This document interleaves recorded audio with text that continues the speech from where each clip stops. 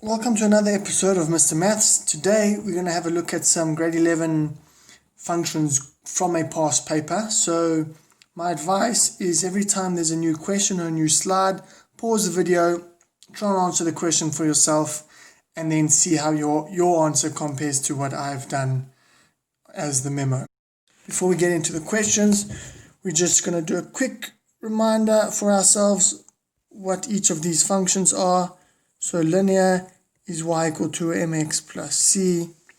Quadratic is y is equal to ax squared plus bx plus c. And if you're in grade 11 or grade 12, you should know that also we can do this formula.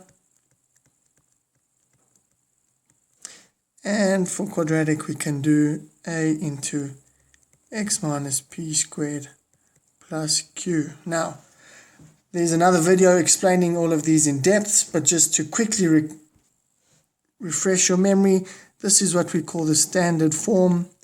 This is the x-intercept form, and this one here is our turning point form. Y, important values here are my x-intercepts, and p and q are my turning points. Now, let's go back to the next function. A hyperbolic function is always y is equal to k over x minus p plus q, and exponential should be something like, in its full form, it would be that. Now, just to refresh your memory before we get into the questions, p moves my function left and right, and q moves my function up and down. Right, so that's the first thing. The next thing is, so that is shifts, we'll call those shifts. Our next thing is shape. Right, so what determines our shape is our a value. So a, now remember, something that's not many people remember, but when I change this value of a, when I change its sign, so if it's a plus or negative, this is a reflection about the x-axis. So if a is positive, then I'm reflecting about, I'm in standard form, and if a is negative, it means that I've reflected this function about the x-axis. So that is my shape, my shifts, and that's all you really need to know. It's also a couple of things. If we talk about k is also, so we generally call it a or k depending on which function. K also determines which quadrants my function will be in. So if we then move to the exponential, that is going to determine my reflection, and this b is going to determine the shape. So whether it's going up or whether it's coming down, and this one is whether it's going to be doing that or the other way around, doing that to my x-axis. Okay, so I hope that just gives you a quick overview. Another thing just before we move on, when I'm finding the equation, I always want at least 2 points so that I can substitute. That is what we always want to do, substitute. But in general, we are always trying to find all critical values we usually use for inequalities, but they're critical for our functions. And those critical values are the x-intercept, the y-intercept if there are, the turning points, or asymptotes. Those are generally the 4 main things you need when you are sketching your function. You may find an equation that has some, has none, has all, but always try and look for those 4 things. Does it have an x-intercept? Does it have a y-intercept? Is there a turning point depending on the function? And where are the asymptotes depending on the function? That will always help you draw or find the equation So here we have, consider the sketch below showing g of x is equal to k over x minus p plus q and 2 to the x minus m plus n. So what we know is that my gx function is a hyperbola and my fx function is an exponential function. Now, the better you get with functions, the better you recognize these things, the easier it is. I can see that it's told me that my asymptotes are at x equal to 1 and y equal to -2. So x is my horizontal movement. So this is my p value and this is my q value. I'll put a little star here by p. Remember, p in the equation is always going to be opposite. So my function is going to be k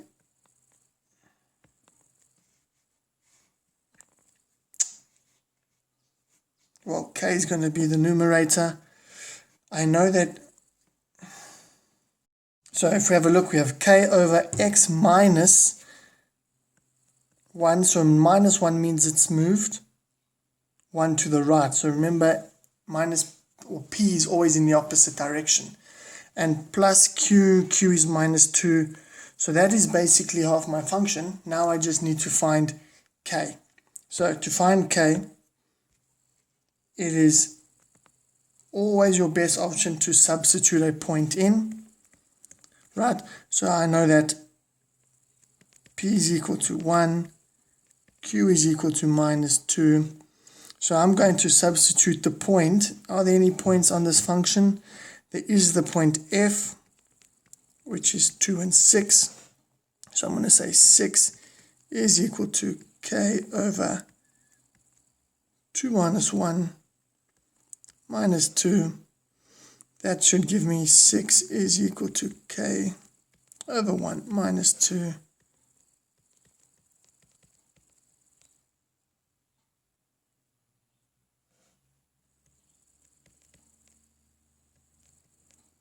So I get 8 is equal to k. How do I know whether this is right? I have two options. Right, so my function is then, although the question determine the equation of gx, so I'm going to have 8 over x minus 1 minus 2. Now I have two options. Either I can sub in a value, a different value if there is, just to check my answer. But if you understand the rules, 8 is a positive value. Positive values means my function should be in quadrants 1 and quadrants 3. And if we have a look over here, you'll see there's my function in quadrant 1 and in quadrant 3. It is a positive value. It does match what's happening there. I might not know for sure without some calculation, but I can be pretty confident that this is the function. Okay. So let me just write this down. So we have the function, we know that the function g of x is equal to 8 over x minus 1 minus 2. Now, determine the equation of f of x. F of x, we know, is an exponential function. We know that plus n is the equation of my asymptote, or just my asymptote. So my asymptote here, we can see, is at -2 as well. So both functions have the same. So if I say f of x is equal to 2 to the x minus m minus 2. Now, how do I find the m value? Well, same as we did with the other equation. I want to substitute one point in there. So I'm going to substitute the point f because it's the only one that I have.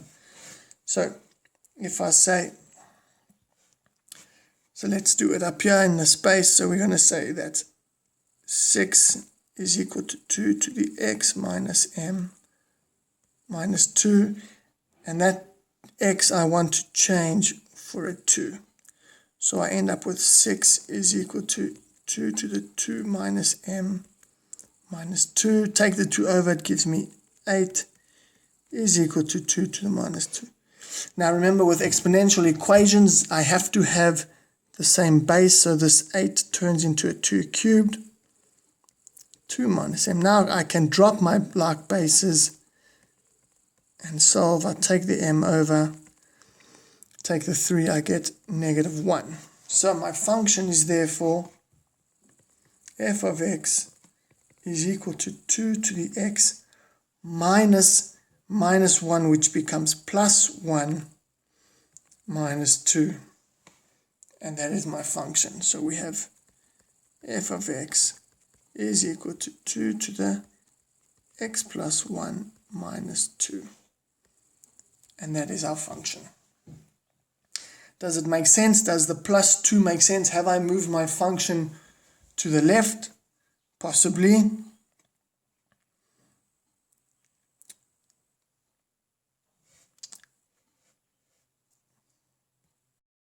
Okay, let's look at the next equation. Determine the equation of the axis of symmetry for gx, which has a positive gradient. So now there's 2 parts to that thing that we need to know about.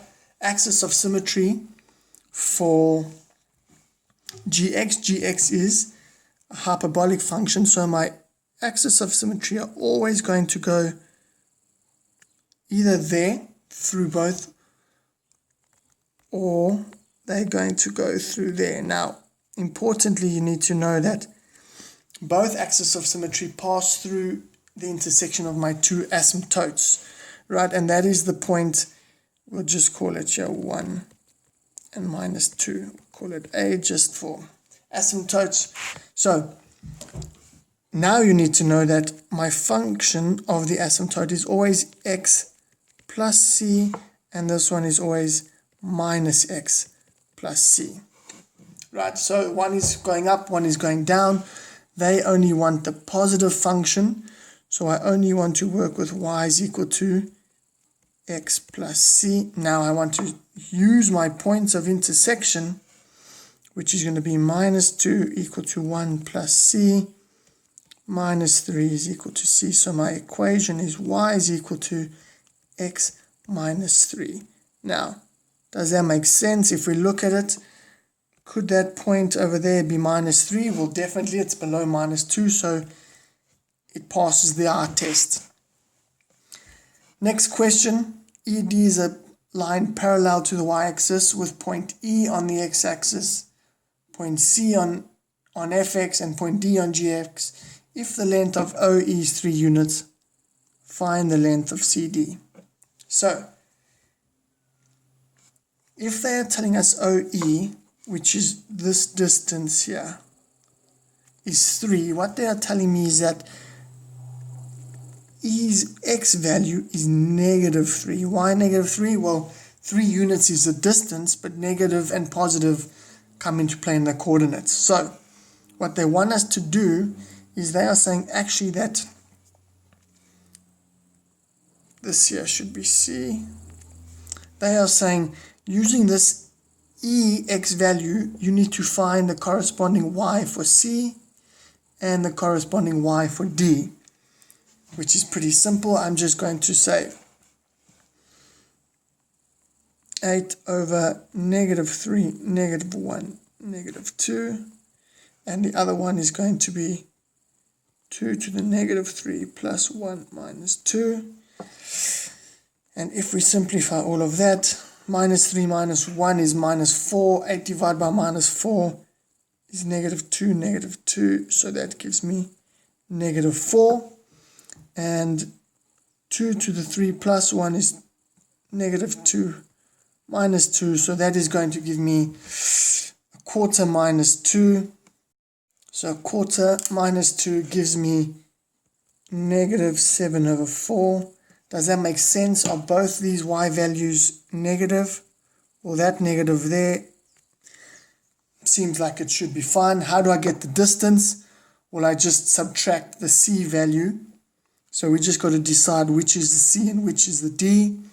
So c is this one over here, and d is that one over there. So we're going to say, what is the value of c minus d?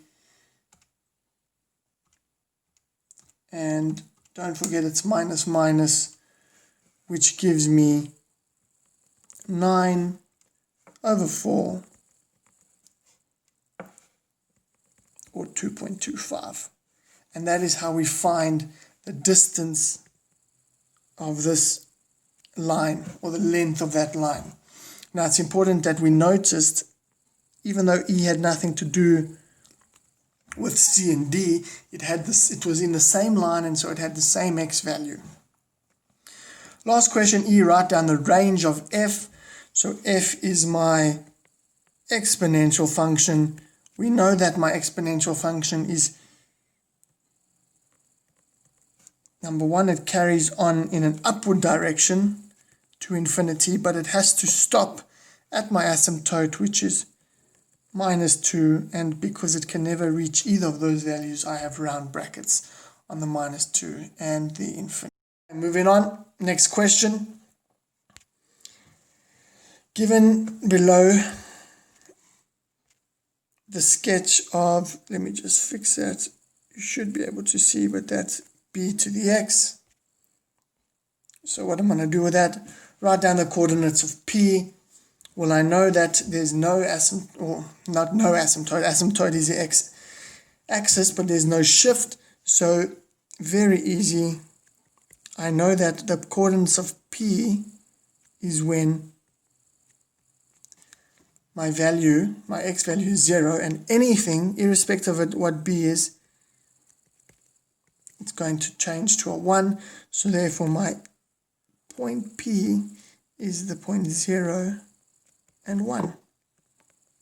Now that is only that simple because the equation itself allowed for it to be that simple. So if we move on to B, use a sketch of Bx to help determine which of the given graphs best fit each of the following equations. So before we look at the pictures, what do each of these things mean over here? Right, so what is 2bx and what is bx minus 1 and what is that? Well, depending on how well you know your functions, this is a vertical shift down. This, question 3, is a shift to the left. Yes, minus minus. So plus 3 means I've gone 3 units left. And this 2 is actually a stretch, it's a doubling.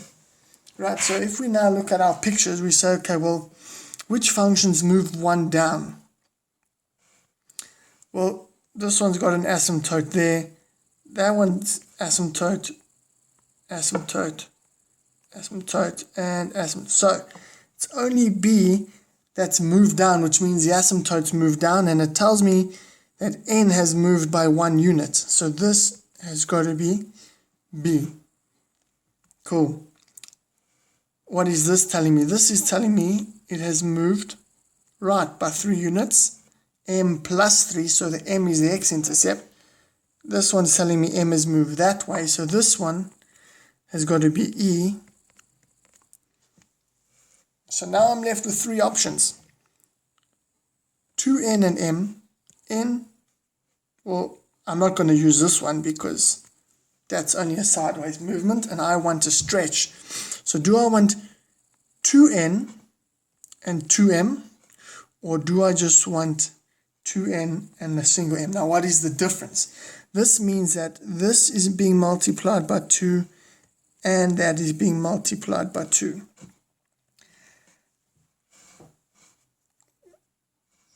This one, only the upward movement is being multiplied by 2. That is staying m. So what does that mean? That means for every m, so for every x value, my y value needs to be double the original. So if I had y is equal to bx, and I change that to n is equal to bm, right? I'm substituting m's and getting out n's. Now, if I put that there, I'm doubling the x values. If I put the 2 in front, I'm doubling the y values. Which one do I want? I want to double the y values, not both values. And so that's why D is then my answer. And that's a little bit of a tricky one, so be careful with that. When I'm changing the output, this 2 is only affecting the stretch. I'm pulling the graph higher than it originally was. I'm not making it wider and higher. Let's move on. A couple more questions. So let's see what this one's got to say. The graph of f of x squared minus 3x minus 10, and gx is ax plus b. And there's the rest of the information, right? So what are the coordinates of b? So b and c. Now, what's so special about those coordinates? Well, b is my x-intercept, and c is the y-intercept. So c is pretty easy. I take my function x squared minus 3x minus 10. How do I find the y-intercept? Let x equal 0. So I end up with 0 squared minus 3 times 0 minus 10. The shortcut, you should already know that the x's cancel out, and I get negative 10. Does that make sense? Yes, it's below my x-axis. So the coordinate of c is then 0 and negative 10. Okay, what about the other x-intercepts? Well, we know this one, we let y equal to 0, so I get 0 is equal to x squared minus 3x minus 10. That's a quadratic, so I have to factorize x and x. What will give me 10 and give me 3? So it's got to be 5 and 2 minus and plus. So I get x is equal to 5 or x is equal to negative 2. Which one do I want? Well, b is on the right hand side of my y-axis, so I want the positive version.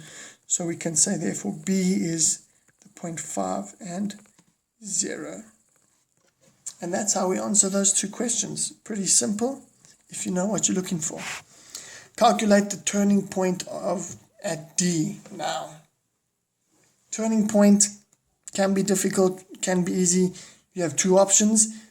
The long option is to complete the square, because completing the square would change this f of x into a form that shows me the turning point. But an easier method is just to know the formula is minus b over 2a. Right, and so I have x is equal to minus b, which is minus 3 over 2, which is 1. And so I get 3 over 2 as my x. Substitute that point in to my function, and I get, you get minus 49 over 4. Now, another option of coming up with this x value, so let's just quickly write this. This is 3 and 2 and minus 49 and 4, and that's the point D. Now, another way or another thing to think about when we're talking about a turning point is that my turning point is actually lies on the axis of symmetry, which means that this distance is equidistant. So how far from A to B? Well, we know those are my two x-intercepts, 5 to minus 2. So how far is it? It's 7 units, and 7 divided by 2 gives me 3.5. So that's going to put me at halfway. So if I say either from A or from B, depending on what you want, this is going to minus 3.5 units, and this one is going to plus 3.5 units. So minus 2 plus 3.5 puts me at 1.5 or 3 over 2, and 5 minus 3.5 puts me also at 1.5. So this is the point here, 3 over 2 or 1.5. That's another way to get, if you don't remember this formula. But this formula is pretty basic. If you know the quadratic equation, this is just without the square root section of the quadratic equation. It's the same function, right? So what are the values of a and b? So let's just quickly, I know that that's 10, I know that that's 5, and I know that that's negative 2. So A and B, pretty simple. I know that this straight line passes through the point C. So if I have g of x is equal to ax plus b, I know that b is the y-intercept, and so it should be negative 10. Now all I need to do is find the a value. And like all functions, when you're trying to find one of the values, you need to substitute one point in. So do I have another point that lies on the graph? I do. I have the point 5 and 0. So when x is 5, y 0, so we get a 5 minus 10. Take the 10 over. A is 5. So 2 is equal to a. So your final function is g of x is equal to 2x minus 10. Does that make sense? Well, 2 tells me it should be going up from left to right, which it is, and the minus 10 tells me it should cut somewhere below the y-axis, which it does. So I passed those two visual tests. Okay, next question. And these you generally get towards the end of a functions question. Where is f of x less than g of x? What does that mean? I like to think of this inequality as meaning above or below, depending on which way you want to read it. So where is g of x above f of x, right? So f of x is my curve and g of x is my straight line. So I'm looking for where is the straight line above the curve. And you can see clearly here, this part of my function is where the line is above the curve. You can see here they're on top of each other, here they're on top of each other, here they swap around, and there they swap around again. So I'm always going to say in terms of x's. So what is the x value at C? It is 0. What is the x value at B? It's 5. Now I've got to decide square or round brackets. Because that is no line underneath, it means I don't want where they equal or above, just where it's above. So round brackets. Question 2. Where is f of x over g of x above 0? So above 0 just is my x-axis. So what does f of x over g of x mean?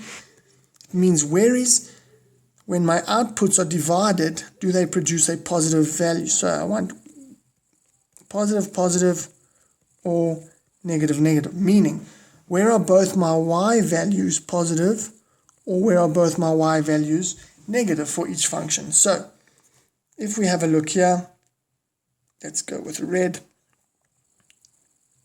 That part of my function and that part of my function, if I multiply those two negative outputs, I'll get positive. So that's what I want. Over here, although one is above the other and they've swapped roles, it's still both producing negatives. And when I get here, they've swapped roles again, but they are both above the x-axis. So that one works, that one works, that one. What happens from here in that direction? Well, this is above and my function over here is negative. So I don't want that because they are not the same. So I want to say x must be an element of. And if it's basically all of these x values are doing what I want them to do, so it's going to be from, and because there's a line underneath, I have a square bracket, minus 2 to infinity. Round bracket with infinity always. So something we've just got to remember is because it's division, I need a restriction because it's a fraction and fractions have restrictions. What would the restriction be? It would be when my denominator is 0. And the only time g of x is 0 is when x is equal to 5. So you need to put your restriction in there. Okay. Moving on to the next question. PQ is a vertical line between B and C. Find the maximum length of PQ if 2x minus 10 is equal to gx. Right, so what they want, they're talking about this line over here. And what we really want to do is we just want to say that. How do I get a distance? Right, I want the length. So the length is going to be P lies on my G graph and Q, so PQ is the distance from P to Q. So P, which represents G of x, minus f of x. That's essentially what we want. Now, what I would do is I would find the middle of that. So the middle is, my range of values is from C to B, which is there. So from 0 to 5. So half of that is 2.5.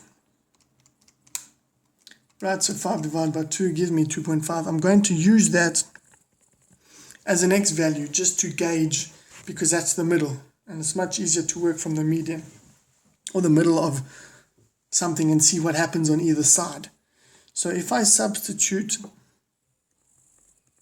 G with a 2.5 minus F with a 2.5, I end up with minus 5 minus 11.25. And when I subtract those, I end up with 6.25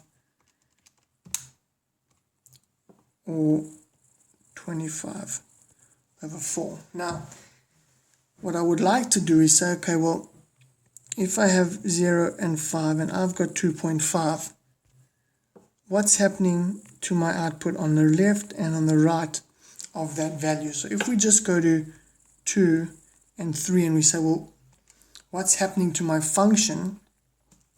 Just as a test, we'll find that my value is smaller, my output is smaller than 6.25 for both of those x values. So x equal to 2 and x equal to 3. So that 2.5, through trial and error, I've just found that that would be the maximum length of PQ. And moving on to the last question, same function, so let me just write them out here. So we have f of x is equal to x squared minus 3x minus 10, and we have g of x, which is 2x minus 10, and we want to say the graph of h of x, which is a new function, x plus k, touches f once, find the value of k. So what we would like to think about is that if I'm drawing a linear function that's going to be touching my curve, so there's my curve, touching, not cutting, quite an important word. That is what we talk about being a tangent. So my tangent is probably going to be, you know, somewhere there, something, or that at least would be a tangent at one point, but I could possibly draw tangents all over this. And when you get to calculus, you deal with the gradients at each point. But what we want to do here is we basically want to take our function f of x and we want to equate it to that. Why? Because that's where they're going to be equal. At what point will they be equal? Where can I draw a straight line that is equal or touches that point? So we just x squared minus 3x minus 10 equal to x plus k. I move everything across. I get x squared minus 3x minus x minus 10 minus k equal to 0. We simplify that and we end up with this. Now, what we want to do, we can then just take our discriminant and say, well, we have minus 4 squared minus 4a, and c would then be the whole of that constant expression. Expand that out, and we end up with 16 plus 40 plus 4k. And when we simplify that, we end up with 56 plus 4k. Now, what do we want to do with that? Well, essentially our discriminant, we have different options, and we want to make this discriminant equal to 0, right? Because we don't want two roots, right? Remember, when I make that root 0, I get plus or minus, and so I get one set of equal roots. So if I put my 0 in there and I solve for this, I get minus 56 equal to 4k. And so I end up with minus 14 is equal to k. And so my function h of x is equal to x minus 14. And that would make sense because we know that there is minus 10. So this tangent to the curve must be less than minus 10. So minus 14 is a good bet. And that comes to the end of our worksheet, or our questions, past paper questions on functions. This is taken from a grade 11 question paper. I hope it's been informative. I hope you found it helpful, and see you next time. Thanks for watching.